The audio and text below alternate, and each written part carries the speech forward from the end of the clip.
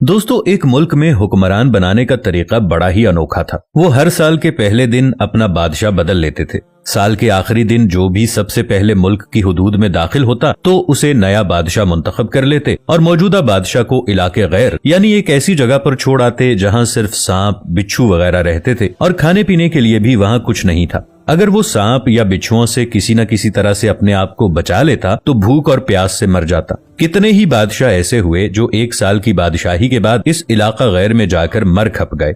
इस दफा शहर में दाखिल होने वाला नौजवान किसी दूर दराज इलाके का लग रहा था। सब लोगों ने आगे बढ़कर उसे मुबारकबाद दी और उसे बताया कि आपको इस मुल्क का बादशाह चुन लिया गया है और उसे बड़े एजाज के साथ महल में ले गए। वो हैरान भी हुआ और बहुत खुश भी। तख्त पर बैठते ही उसने पूछा कि मुझसे पहला बादशाह कहाँ गया?